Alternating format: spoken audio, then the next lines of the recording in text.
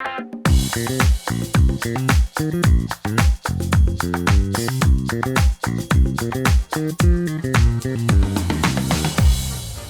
Colorado Realtors. I'm Scott Peterson. Thank you for joining me for another edition of Legal Bites. I am here in Munich, Germany at the famous Helga's in Munich, Germany. And guys, I came over here for Oktoberfest this year. Oktoberfest. Very exciting time here. This is actually the 190th annual Oktoberfest. Been going on a long time.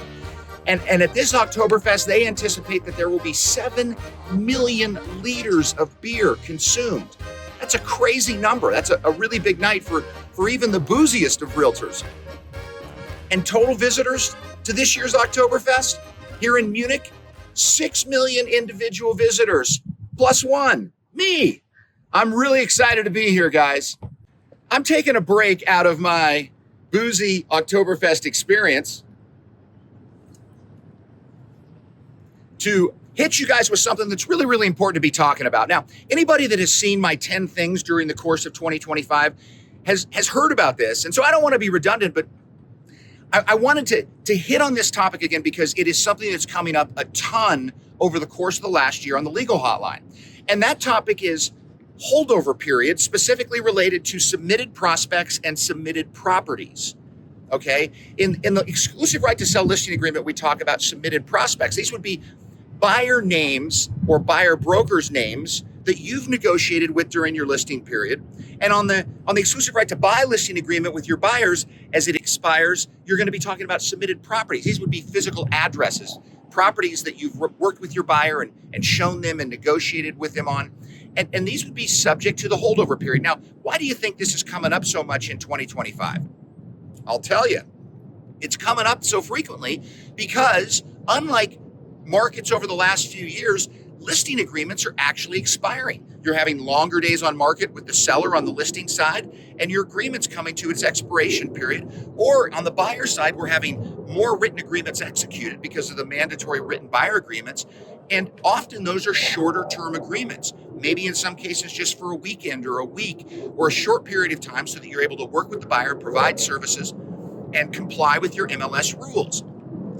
And that's the reason, because of the expiration of those, that we need to start talking about holdover period, listing agreements expiring. I'm going to talk primarily about the seller side, but operationally they're identical, no difference whatsoever. In order to create a submitted prospect and protect yourself and your rights as it relates to the contract so that it holds over for the purposes of any prospects that you've already done this work on after the listing agreement expires, you have to create a submitted prospect. So in order to create a submitted prospect, you have to do two things. The first thing you have to do is that you have to make sure that you have to submit the name or the address on the buyer side of a individual or property with which you've negotiated during the listing period to your buyer or seller in writing. Thing number one. Thing number two is that has to be done before the listing agreement expires, not 1 minute after your listing agreement expired. Otherwise, you can't create a submitted prospect. Once you've created your submitted prospect, then that prospect is yours to continue working with for the duration of your holdover period. That's the number of days that you've designated in paragraph 7 of your exclusive right to buy or sell that the listing will hold over. Maybe 30, 45, 60, whatever period of days that is. And remember that when you designate that holdover period, it is for the quote unquote sale, that's capital S sale of the property. The sale of the property can be one of two things. It can certainly be a closing, but it can also be procuring a transaction or procuring an obligation to close. And so that can be just going under contract. But as long as that occurs within that time frame, one of those two things, either the closing or procuring a contract, then you should be the one who is working with that submitted prospect on behalf of your seller or the submitted property on behalf of your buyer. Now, the other thing is there's that little box at the bottom underneath paragraph 7 that says this will or will not apply. Well, in most cases, you're going to probably want to check will, because if you check will not, what that means, if your former buyer or seller goes and hires another broker to start working with you with them after your listing agreement expires, then none of that provision even, it doesn't even apply. So it knocks that entire thing out if they go hire somebody else to work with them. So you're probably going to want to check will in most cases, and I can't imagine why your buyer or seller would even really object to checking will at the beginning of a listing agreement. And those are the first two things you have to do. Now, it has to be somebody, a property or a prospect with whom you have negotiated. And this is the key word where I get an awful lot of questions. What is negotiation? I got news for you. It's not just scheduling a showing through your showing service on behalf of your seller so that some buyer comes along to look at the property. There's no evidence or form of negotiation in a situation like that. In that situation, you've just merely set up a showing, and you need to have some evidence of negotiation. Now, negotiation doesn't necessarily take a lot. It can be an exchange between yourself and between the buyer's agent or seller's agent. Or if you're engaging directly with the buyer seller, it can be an exchange that you have directly with them related to some idea of moving an offer or a contract or a potential contract forward. Now, certainly, if you've received on behalf of your seller an offer from a buyer or buyer's broker and presented that to your seller, I think negotiation is absolutely presumed in that scenario. But it's merely scheduling a showing, and this is something that I get a lot of questions about, where it's usually the second listing broker who's coming in, and they're calling the hotline saying, well, the former broker's trying to submit their entire showing list as a submitted prospect list for the purposes of the holdover period.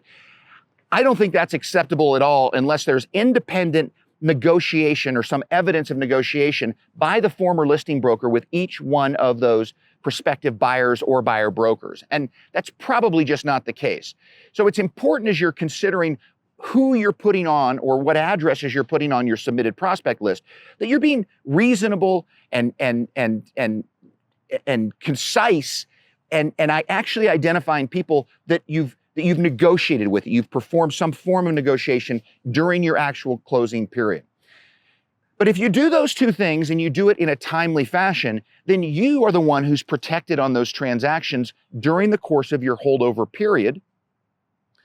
And honestly, you work way, way, way too hard to give up on those rights. But if you don't do it properly and thoroughly, then you won't have those rights, and you'll lose an opportunity to potentially earn a compensation or a commission on a transaction that you otherwise have done the things to qualify. So as we're getting into a market where we're seeing more listing agreements expire, both on the buyer side as well as the seller side, it's super, super, super important that you take advantage of the holdover provisions that are negotiated into your contract, and that you appropriately create your, submitted prospects and submitted properties so that you're protected on those, and that the good work that you've done to that point in the transaction before your listing agreement expires can actually be compensated and rewarded because you deserve it. Hopefully this has been very helpful. I didn't want to break from my beer swilling and all of the good times I've been having here, but this is an important one, guys, and I want you to be mindful of it. So if you have questions on anything related to the contracts, including holdover provision and submitted prospects or submitted properties, as always, you can call the Car Legal Hotline. It's available from 9 to 12 and 1 to 4, Monday through Friday. When I'm not drunk, I can answer the hotline pretty good, or well. For the next edition of Legal Bites, guys, we're going back stateside. We got some budget constraints. I was told, hey, all this international travel, Monica and I are having too much fun, too long of trips. We're bringing it back stateside. We're gonna keep it close. We'll be in Evergreen, Colorado, beautiful Evergreen, Colorado, the foothills just outside of Denver, and we'll be back at you with our next edition of Legal Bites. There's fighter jets here in Germany flying overhead. You know, Oktoberfest, I'm thinking bratwurst. Bratwurst, I love bratwurst. They can be gas grilled, char grilled, pan fried, boiled in beer, roasted. They can be simmered, seared, slow cooked, browned, sliced, diced, baked. That's about it. Don't ever eat them raw.